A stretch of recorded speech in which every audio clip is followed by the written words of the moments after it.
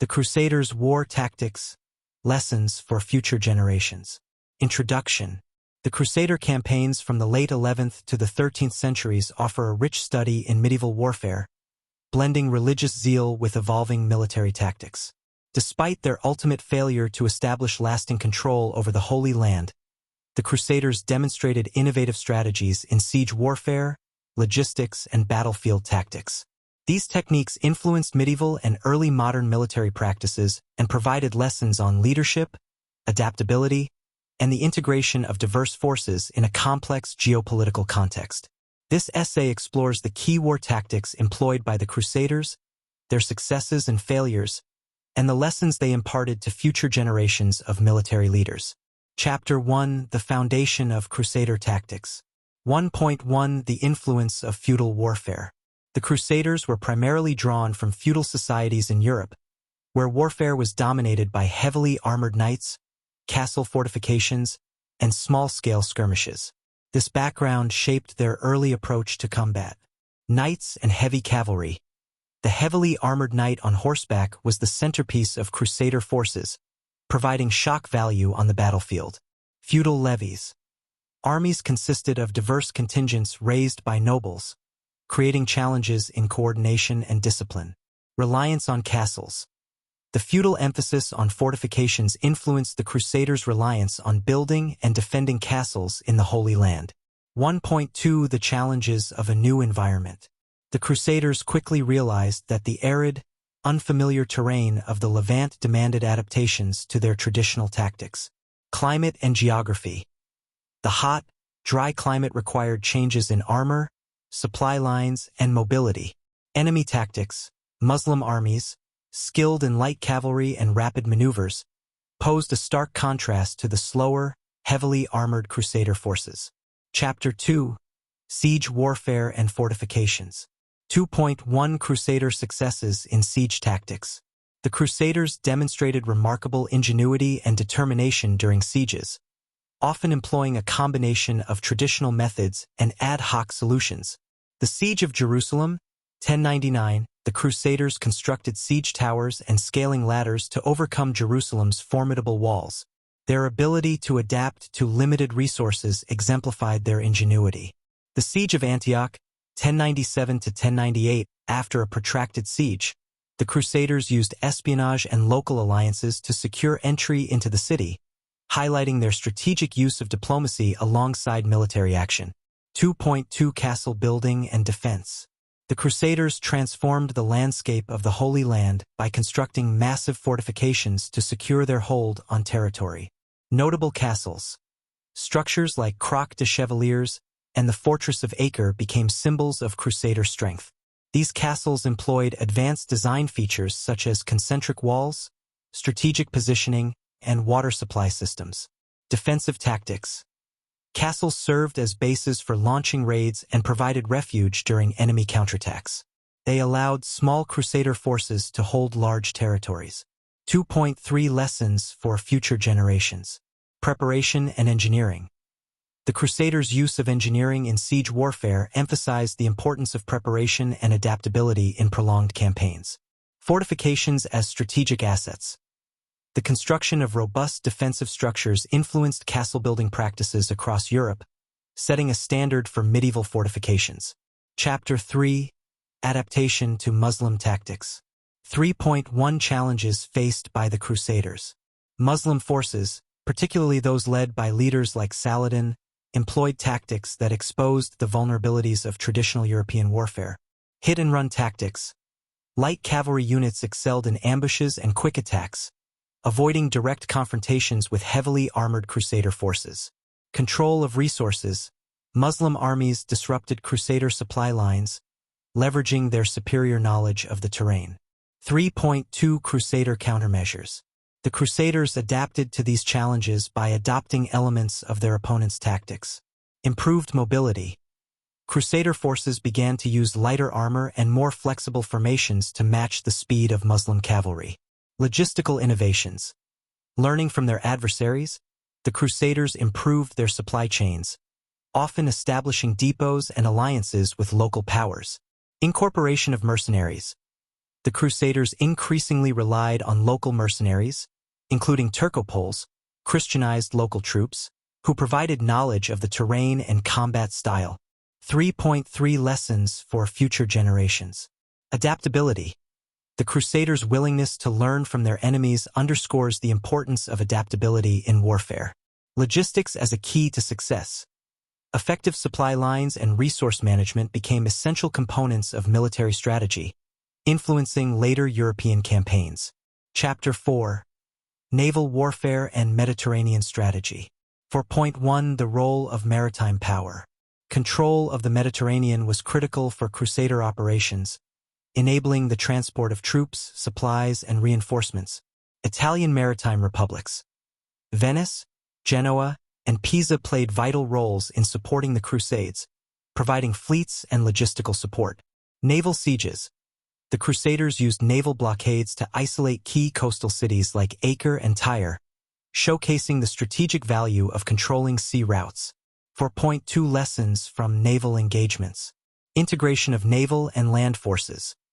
The coordination between land armies and naval fleets demonstrated the importance of joint operations. Maritime logistics. The reliance on sea routes highlighted the critical role of naval logistics in sustaining long-distance campaigns. Chapter 5. Leadership and Morale. 5.1 Crusader Leadership Styles. The Crusades featured a wide range of leadership styles, from the charismatic Richard the Lionheart to the pragmatic Baldwin IV of Jerusalem. Richard the Lionheart. His tactical brilliance and bold leadership during the Third Crusade exemplified the importance of inspiring troops through decisive action. Baldwin IV. Known as the Leper King, Baldwin IV's ability to lead despite his illness demonstrated the value of resilience and strategic thinking. 5.2 The importance of morale. Maintaining morale was a constant challenge for Crusader leaders, given the long durations and harsh conditions of campaigns. Religious fervor. The promise of spiritual rewards helped sustain Crusader morale, even in the face of setbacks. Unity and discipline. Internal divisions among Crusader factions often undermined their effectiveness, highlighting the need for strong, unified leadership. 5.3 Lessons for future generations. The role of leadership. Charismatic and capable leaders are essential for maintaining cohesion and morale in military campaigns. Religious and ideological motivation. Harnessing ideological or religious conviction can sustain morale, but must be balanced with pragmatic strategy. Chapter 6. The Legacy of Crusader Tactics. 6.1 Influence on European Warfare. The Crusades introduced innovations that shaped European military practices. Fortification design. Lessons from Crusader castles influenced castle-building techniques throughout Europe. Siege engineering. The use of advanced siege engines and tactics spread to European armies, enhancing their capabilities. 6.2 Lessons for modern military strategy. The Crusades provide enduring lessons for modern military planners. Chapter 7. Strategic failures and their lessons. 7.1 Overextension and poor planning. One of the primary reasons for the ultimate failure of the Crusades was overextension. The Crusaders often attempted to control vast territories with limited resources and manpower. Example of overextension. The Kingdom of Jerusalem and other Crusader states were surrounded by hostile forces, requiring constant defense and leaving little capacity for expansion. Supply chain issues. Long and fragile supply lines from Europe to the Holy Land were vulnerable to disruption, leading to shortages of food, water, and reinforcements. Lessons for future generations. Sustainable campaigns. Military campaigns must be planned with realistic assessments of resources and manpower. Territorial prioritization. Attempting to control too much territory with limited forces is a recipe for strategic failure. 7.2 Internal divisions. The Crusades were often undermined by infighting among Christian factions. Political rivalries. Rivalries between European monarchs, such as those between Richard the Lionheart and Philip II of France during the Third Crusade, weakened overall efforts. Factionalism in the Holy Land. Crusader lords frequently competed for power, rather than presenting a united front against Muslim forces. Lessons for future generations. Unity of command. Coordinated leadership and a unified chain of command are essential for military success. Diplomacy within alliances. Maintaining cohesion among allies requires strong diplomacy and shared goals. 7.3 Failure to secure long-term support. The Crusaders relied heavily on reinforcements and financial backing from Europe, but enthusiasm waned over time. Declining interest. As successive crusades failed to achieve their objectives, European support diminished. Economic strain.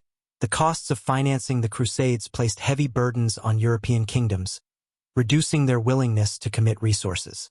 Lessons for future generations. Long-term planning. Sustaining a prolonged military campaign requires maintaining support from political and financial backers. Public perception.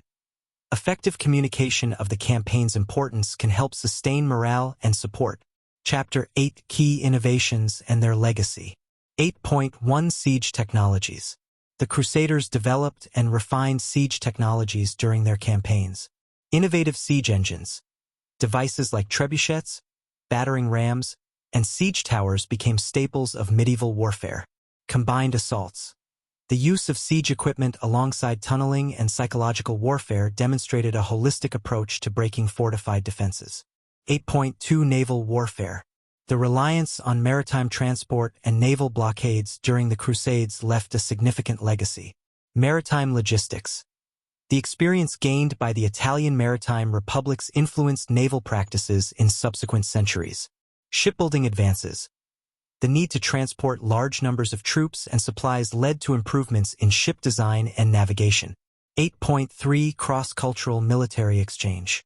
Contact with Muslim forces led to the exchange of military techniques and technologies. Adoption of Muslim tactics. The Crusaders incorporated elements of light cavalry and skirmishing tactics from their Muslim adversaries. Transfer of technology. Knowledge of advanced fortifications and siege techniques flowed back to Europe. Chapter 9 Leadership Lessons from the Crusades. 9.1 Effective leadership. The success of individual campaigns often depended on the leadership of key figures. Richard the Lionheart. His ability to inspire his troops and negotiate with Saladin demonstrated the importance of charisma and diplomacy. Saladin. His unification of Muslim forces and strategic brilliance showcased the value of cohesive leadership in achieving military objectives. 9.2 The costs of poor leadership. Failures in leadership often led to disastrous outcomes. The Second Crusade, 1147 to 1149, poor coordination and strategic planning led to a failed attempt to retake Edessa. The Fourth Crusade, 1202 to 1204, diverted to Constantinople due to financial disputes and political ambitions. This crusade highlighted the dangers of straying from original objectives. Lessons for future generations. Charisma and strategy. Leaders must balance inspirational leadership with pragmatic